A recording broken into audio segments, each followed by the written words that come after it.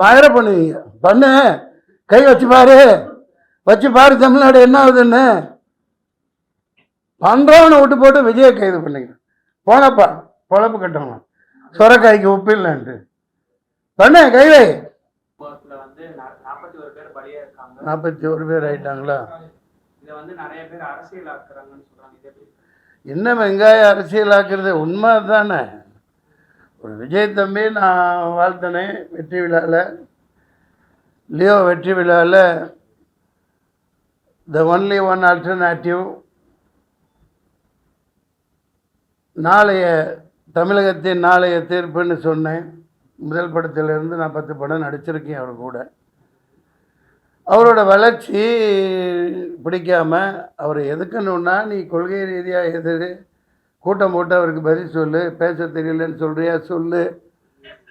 உன்னை மாதிரி கொட்டை போட்டு தின்னு பழம் தின்னு கொட்டை போட்டு தொடர்ந்து இந்த நாட்டை நாசமாக்கிக்கிட்டு இருக்கிற உங்களை எதிர்த்து ஒரு ஆள் வர்றான் பேசுகிறான் அப்படின்னா உங்களுக்கு பிடிக்கலைன்னா கொள்கை ரீதியாக எதிருங்க. 4 கூட்டங்கள் மேல் நடந்திருக்கு, நானும் பார்த்துக்கிட்டு தான் இருக்கோம். 4 லட்சம் 5 லட்சம் இப்படி மக்கள் கூடுறாங்க. அப்படி கூடையில் போன வாரம் கூட சொல்லியிருக்கார். அதில் தான் பார்க்குறேன் காணொலியில்.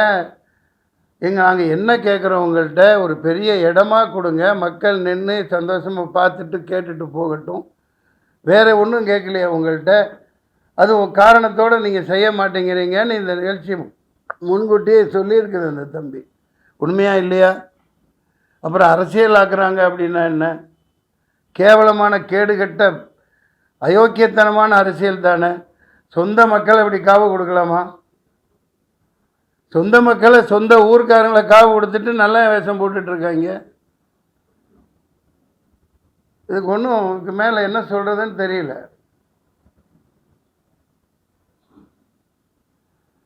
வேறு எந்த தாலிகைகள் ஐயா? யாரு வந்தாலும் அரசியல் கோமாளியா தான் ஆக்குறாங்க. அதுக்கு எக்ஸாம்பிள் விஜயகாந்த், சீமான், ரஜினி வந்தாரு போயிட்டாரு, கமல் வந்து அந்த பக்கம் போயிட்டாரு. யாரு தான் அரசியலுக்கு வரணும்? அதை நீங்கள் தான் சொல்லணும். மக்கள் இப்போ சொல்லுவாங்க, 6 மாதத்தில் சொல்லுவாங்க யார் வரணுங்கிறத மக்கள் தீர்மானிப்பாங்க. நீங்கள் சொல்கிறது உண்மை தான். சில பேர்கள் சொன்னீங்க, அவங்க கோமாளித்தனமாக நடந்துக்கிட்டாங்க, நம்மளை கோமாளி ஆக்கிட்டாங்க. சில பேர் முடியாமல் கோமாளியாக இருப்பதே நல்லதுன்னு ஒதுங்கிட்டாங்க. பல ஜாம்பவான்களை விலை கொடுத்து வாங்கிட்டாங்க. ஒரு மிகப்பெரிய திமிங்கலமாக முதலையா அடக்க ஆள் இல்லைன்ற மாதிரி போய்கிட்டு இருக்காங்க. இது ரொம்ப நாளைக்கு இந்த பருப்பு வேகாது. 6 மாதத்தில் மக்கள் இதுக்கான தீர்ப்பை தருவாங்க. அது இந்த பாடல்களில் தான் சொல்லியிருக்கேன். ஏழை எளியவர் வரணும், குடியானவன் வரணும், தொகுதி மக்களுக்கு என்ன தேவையோ அதை இந்த தமிழ்நாட்டை உய்விக்கிறதுக்கு யார் தேவையோ அவங்க வரணும், ஏழை எளியவர்களை காக்கிறவன் வரணும். அப்படி சொல்லிகிட்டு இருக்கையில் அந்த ஏழையவர்களை குழிக்குள்ளே தள்ளி போட்டு புதைச்சி உடனே வந்து நின்று தான் நான் தான் காப்பாற்றுறேன், இதை பார் ஓடிட்டாப்பில், இந்த மாதிரி அரசியல் பண்ணிகிட்டு இருக்கிறத மக்கள் பார்த்துட்ருக்காங்க. I support to unconditional support to Vijay. You keep going on, keep on working, the rest of the things people will decide. மக்கள் தீர்மானிப்பாங்க.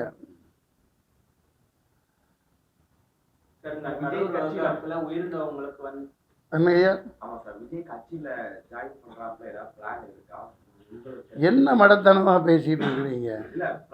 நான் வளர்த்து விடப்பட்ட தம்பி, நான் தான் இப்ப பேசிட்டு இருக்கேன்ல. என்ன கேட்குறீங்க? என்ன பண்ணுறது? இதில் சப்போர்ட் ஒட்டுமொத்த மக்களே சப்போர்ட் இருக்குல்ல, அப்புறம் நான் என்ன பண்ணுறது? சொல்லு தம்பி. சார், இந்த கரூர் விவகாரத்தில் 41 பேர் விழுந்திருக்காங்க. அவங்க மரணம் தொடர்பாக நீதிபதி தலைமையில் வந்து ஒரு தனி நீதிபதி தலைமையில் விசாரணை அமைச்சிருக்காங்க, அருணா ஜெயசன் தலைமையில். அதெல்லாம் ஒரு வெங்காயம் உரிக்காது, அதெல்லாம் ஒரு வெங்காயம் உரிக்கப்படாது. இதெல்லாம் ஏமாத்து வேலை, கண்கட்டு வேலை. அவனே கொலை பண்ணிவிட்டு, அவனே கொள்ளையடிச்சிட்டு, அவனே லூட்டி அடிச்சுட்டு அவனே பண்ணுவாங்க. இதான் பார்த்துட்ருக்கோம். பஹல்காம் தாக்குல என்ன நடந்துச்சு? வெளியிலேருந்து யாரும் வரல, அந்த காஷ்மீரி மக்களும் ஒன்றும் பண்ணலை. அப்பாவி ஏழை சாதாரண பிச்சைக்காரங்க, அடிக்கி 4 போலீஸ் நிற்கிறாங்க. புல்வாமாவில் என்ன நடந்துச்சு? சொந்த நாட்டு மக்களை காலி பண்ணி போட்டு குழிக்குள்ளே தள்ளி மண்ணள்ளி போட்டு அதில் தான் அரசியல் பண்ணிகிட்ருக்காங்க ஆள்றவங்க. நீங்களும் 4ஆம் தூண் வேடிக்கை பார்த்துட்ருக்கீங்க. அதெல்லாம் ஒரு வெங்காயம் உரிக்க முடியாது, ஒரு வெங்காயம் நடக்காது. சார், அதே மாதிரி சும்மா கண்கட்டு வித்த இந்த பிரச்சாரத்துல வந்து போலீஸ் வந்து முறையா பாதுகாப்பு கொடுக்கலன்னு சொல்லி கொடுக்கல. யார் கையில் போலீஸ் இருக்குது? முதல்ல பாதுகாப்பு 28 கண்டிஷன் போடுறீங்களா இல்லையாப்பா? நீங்கள் ஒரு மாநாடு நடத்த கூட்டத்துக்கு 28 கண்டிஷன் கேட்டு போடுறாங்களா இல்லையா? எந்த கட்சிக்காவது போட்டாங்களா? எந்த கட்சிக்காவது போட்டாங்களா இது வரைக்கும்? அதே மாதிரி 28,000 போலீஸ் 2,000 போலீஸ் அங்கே நிற்கணும்ல. அதே முட்டுச்சந்தையில் கொடுத்துருக்கீங்க. என்ன மாதிரி ஆள் அங்கே இருந்திருந்தான்னு வைங்க, அந்த இடத்துல நான் இருந்திருந்தான் நடந்திருக்கிறதே வேற. 99 இப்படி தான் நான் நின்று தேனியில் பயங்கர கலவரத்தை உண்டாக்குனாங்க. ஜீப்பை கவுத்து விட்டாங்க, கரும்பு காட்டுக்கு தீ வச்சுட்டாங்க. இறங்கி குதிச்சு ஓடி போய் ஆளுகளோட ஜீப்பை நிப்பாட்டி வச்சேன், கலெக்டர் ஜீப்பு. அடுத்து அதை அணைக்க சொல்லி சாண்டு ஓட்டு மைக்கை பிடிச்சி ஒரு சத்தம் போட்டேன். நடக்கிறது வேற. என்ன போலீஸ் எங்கேருந்து வந்தானு என்னன்னு தெரியல, கட்டுக்குள்ளே கொண்டாந்தாங்க. கொஞ்சம் தவறு இருந்தால் அந்த விஜயத்தை ஆணையம் போட்டு குழிக்குள்ளே வெளியே மூடி சமாப்தம் ஜனகனை பாடியிருப்பாங்க. இது அரசியலா? கேவலமாக இல்லை? அயோக்கியத்தன அரசியல் பண்ணிட்டு இருக்காங்க, ஏமாத்திட்டு இருக்கீங்க. அனுமதி கேட்கும் போது 10,000 பேர் சொல்லியிருக்காங்க. டேய், என்ன நீ கொச்ச பச்சை குழந்தை தன்னம்மா? 10,000 பேர் அப்படி தான் சொல்லுவாங்க. 20,000 பேர் சொன்னால் உங்களுக்கு பர்மிஷன் கிடையாதுன்றான். போலீஸை பற்றி தெரியாதா? போலீஸ்காரங்க நல்லவங்க. அவங்க என்ன செய்வாங்க? மேலே என்ன ஆர்டரோ என்ன உத்தரவோ அதுபடி அவங்க நடந்துக்குவாங்க. அவ்வளோதான் அவங்களால முடியும். அனுமதி கேட்கல 10,000 பேர் வருவாங்கன்னு அப்படி தான் கொடுக்கணும். அவங்க அப்படி தான் நடைமுறை. 10 பேர் அந்த கூட்டத்துக்கெல்லாம் வரமாட்டாங்க. எல்லாம் பிரியாணி போட்டணும், சாராயம் 100 ரூபா 200 ரூபா காசு, இதை கூப்பிட்டு கூட்டம் போடுவான். அவனுக்கு பொட்டல் வெளியில் நல்லா 10 கிலோமீட்டரில் இடம் கொடுப்பீங்க. அதான் 4 லட்சம் பேர் கூடுறான்னு தெரியுதுலையா? அப்புறம் ஏன் முட்டுச்சந்துக்குள்ளே அனுப்புறீங்க? பயங்கரமாக பள்ளந்து வண்டி வச்சுட்டு 500 குண்டர்களுக்கு மேலே பயங்கரமான ரவுடிகளை எத்தனை கத்தி குத்து பண்ணான்னு தெரியல. நான் சொல்லலை, இந்த மக்கள் சொல்லிகிட்டு இருக்காங்க, வந்துகிட்டு இருக்கு. பார்த்தீங்களா இல்லையா? இப்போ பயங்கரமான ரவுடி ராஜ்யம். எவனை உள்ளத்தான அன்னைக்கே உடனே போஸ்ட்மார்ட்டம் பண்ணி உடனே போச்சு முடிச்சாச்சு. ஏன்னா அப்படி வச்சுருந்தா எங்கே குத்துப்பட்டிருக்கு என்னென்ன நடந்திருக்குன்னு தெரிஞ்சிடும். Shame on this politics. Vijay அவர்களை பார்க்க தான் மக்கள் ஒரு கூட்டம் வந்துச்சு. அப்புறம் என்ன என்னையும் பார்க்க வந்தது? 41 உயிர் போயிருக்கு. விஜய் வர முடியலன்னா அவரோட கட்சி கீழே இருக்கிற தொண்டர்களோ இல்ல கட்சி பொதுச் செயலாளரோ யாரோ களத்துல நின்றுக்கணும் சார். களத்துல எல்லாம் துரத்தி விடுறாங்கல்ல. சுற்றி நிற்கிறது யாரு? அவரை போட்டு தள்ள நிற்கல, அவங்க தானே விரட்டி விடுறாங்க. நியூஸில் சொல்கிறாங்களா இல்லையா? கிளம்புங்க நீங்கள் நிற்காதீங்க அப்படின்னு பேக் பண்ணி அனுப்பிச்சிட்டு இந்த மாதிரி சம்மந்தம் இல்லாமல் கேள்வி கேட்குறீங்களே. அவங்க புதிய கட்சி, என்ன மாதிரி ஆள் ஒன்று மாதிரி ஆள் இருந்திருந்தா அதுக்கு பருப்படுக்க சரியாக நாளை இறக்கியிருப்பாங்க. அந்த மாதிரி ரவுடிகள் உங்கள்கிட்ட இல்லை. அங்கேருந்து என்ன அடி வாங்க சொல்கிறீங்களா? மக்களை தீர்த்து கட்டிட்டாங்க. அவர் இப்போ ஒரு பாதுகாப்பு வளையத்தில் இருக்காப்லையா இல்லையா? அவையை நோக்கி தானே இது நடந்திருக்குது. புதுசாக ஒருத்தர் பாருனா சரி வரட்டும் பாரு, நாங்கள் பெரும் பழம்புரிங்க தானே நின்று சமாளி. இந்த மாதிரி சொந்த மக்களை ஏன் கொள்கிற? சொந்த மக்களை பக்கத்து தெருவில் வாழ்கிறவன அந்த ஊர்க்காரனை கொண்டுட்டு வேஷம் போட்டு திரியிறிய, வெக்கமா இல்லை உங்களுக்கு? என்ன எதிர்பார்க்காது? யார் எதிர்பார்க்க? விஜய் எதிர்பார்த்துருக்க மாட்டாப்புல. குழந்தைத்தனமாக மக்கள் எதிர்பார்த்துருக்க மாட்டாங்க. விஜய் அண்ணா பார்க்கணும் அப்படின்னு போட்டு வந்து நிற்கிறாங்க. ஆனால் இது எதிர்பார்த்து திட்டமிட்டு சதி தீட்டப்பட்டு எல்லாம் வாட்ஸ்அப்பில் வருது. சாயந்தரம் சம்பவம் நடக்கும்னு போட்டிருக்காங்களே. குழந்தைத்தனமா கேட்டுட்டு இருக்கீங்க. தனி விடுப்பா.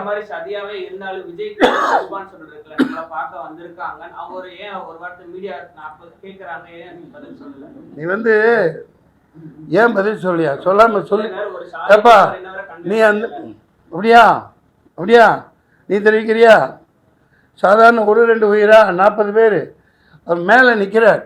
அந்த இடத்துல நீ நின்று பார், அப்போ தான் தெரியும் தம்பி அவ்வளோ உயரத்தில். ஏன்னா இவங்க இந்த மாதிரி கொடூரமான கும்பல்னு அவங்களுக்கு தெரிஞ்சுதான் அப்படி ஒரு வண்டியை அமைச்சு பாதுகாப்பில் போலீஸோடு நிற்கிது. அந்த எல்போட இடமில்லாத மீட்டிங்கில் நான் ஒரு பேச்சாளனாக இருந்திருக்கேன். மேலே நீ கீழே என்ன நடந்தால் ஒன்றுமே தெரியாது. கீழே என்ன நடந்தாலும் ஒன்றும் தெரியாது.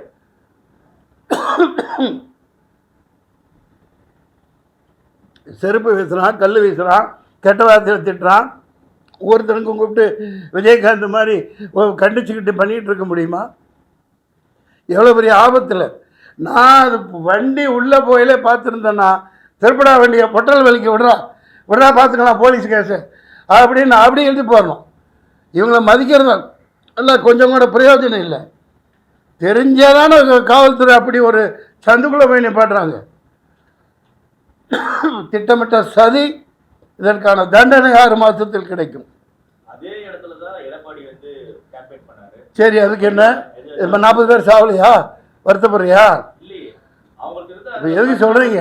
தொண்டர்கள் இந்த கண்டோர் வந்து இவரோட தொண்டர் கண்ட்ரோல். அது எத்தனை கட்சி? யார் ஆரம்பித்த கட்சி? எத்தனை வருஷத்து கட்சி? அங்கே ஒவ்வொருத்தனும் எப்படி இருப்பான்? பருப்பு எடுத்துருவான்ல, அவர் யார்? சாதாரண ஆளா? தொலைச்சிடுவார்ல. எடப்பாடிக்கு அவ்வளோதான் கூட்டம் கூப்பிடும். இவருக்கு 4 லட்சம் பேர் வருவாங்கன்னு இந்த எருமைங்களுக்கு தெரியாது? தெரியாதா? நீங்க சொன்ன மாதிரி அதே 4 லட்சம் பேர் நில்லுப்பா, நீ ஏதோ எழுதி வச்சு போட்டு பிஜேபி அனுப்பிச்சிட்டு போல. யார் அனுப்பிச்சான்னு தெரியல, நீங்கள் கேளுங்கப்பா. ரத்தம் கொதிக்குது, தூக்கம் இல்லையா? மூஞ்சியை பாருங்களேன். நான் ஒரு நடிகன், சாதாரண கூலிக்கு மாரடிக்கிறவன். இவ்வளவு பிரச்சனை நடந்து விஜய் வந்து அங்கே தண்ணி எஸ்கேப் ஆயிட்டாரு. பைத்தியக்காரனே, போலீஸ்காரன் துரத்தி விடுறான். இங்கேருந்து போங்க, இப்படி இப்படிலாம் ஆயிடுச்சுங்களா? எல்லா நாடகமும் அவங்க நடத்துகிறாங்க. இங்கே பாரு, அடுத்த சொல்கிறதுக்கு தானே இந்த திட்டமே. துரத்தி விட்டு போட்டு அடுத்த நிமிஷம் என்னால் வர முடியுதுல்ல. அடுத்த நிமிஷம் இருந்தாலும் வந்தால் நாங்கள் நிற்க முடியுமா? நம்மளால் நிற்பீங்களா? இது எவ்வளோ பெரிய பக்கா பிளானிங்கு. அடுத்த நொடி டக்கு டக்கு டக்கு டக்குன்னு வர்றாங்கல்ல. கேட்குறான்ல, 66 பேர் செத்தானே கள்ளச்சாராயம் கள்ளக்குறிச்சியில் செத்தாங்களே, அங்கே போய் நின்றீங்களே, யார் விளக்கண்ண? என்ன கேள்வி கேட்குற நீ? ஏன்னா இப்போ போய் அங்கே நின்று அவரை சேர்த்து சமாதி கட்டுறதுக்கா? ரவுடிங்க வச்சுட்டு நிற்கிறாங்க. பைத்தியகாரத்தனமாக கேள்வி கேட்குறீங்களே. யதார்த்தத்தை பேசுங்க, மக்களுக்கு உண்மையை சொல்லுங்க. பிச் பண்ண கருவியா நீங்கள் இங்கே வராதீங்க. நான் எனக்கு என்ன கூட நடிச்சவன். மக்கள் பார்த்துக்குவாங்க, மக்கள் பார்த்துக்குவாங்க. நான் ஒரு நடி, அதே தான் சொல்கிறேன். இப்போ அவர் வராமல் இருந்திருந்தா என்ன சொன்னீங்க? வீட்டுக்குள்ளேருந்து அரசியல் பண்ணுறார், வீட்டுக்குள்ளேருந்து ட்விட்டரில் போடுறாருந்தீங்க. வெளியே வந்தால் இப்படி மக்களை வச்சு சாப்பிடுப்பீங்க. இப்போ எப்படி வெளியே வர்றது? யார் பாதுகாப்பில் வர்றது? சொல்லுங்க. போதும், நன்றி, வணக்கம், சந்திப்போம், நல்லதே நடக்கும். யாரும் கேட்குறீங்க தெரியல, அவ்வளோதான். ஏப்பா, என் ரத்தத்தில் தமிழன் இருக்கு. அது நாளைக்கு ஐடியா இருக்குது, சேர்றது இருக்குது. இதுன்னா அது எப்போ நடக்குமோ அது நடக்கும். அதை பற்றிலாம் நான் கவலை இல்லை. உணர்வு பூர்வமாக ஒருத்தனுக்கு இப்படி தமிழ் இனத்தை கொண்டு ஒரு சொந்த மக்களை சாகடித்து அரசியல் பண்ணுறான். அதை கண்டிக்கிறது என் தலையாய கடமை. நான் கண்டிக்கிறேன். நான் சொல்கிறதுக்கு ஒன்றுமே இல்லை. அது அவர் பார்த்துக்குவார். அவருக்கு இருக்கு எல்லாம். ஒரு கட்சியை நடத்திட்டு போகிறவருக்கு இருக்குது. நான் அறவரை சொல்கிற அளவுக்கெல்லாம் சத்யராஜ் மாதிரி ஆள் கிடையாது. அவர் பெரிய மனுஷன், உயர்ந்த மனுஷன். வாங்க பாய். புரியல. பாடல்கள் நீங்கள் தான் சொல்லணும்.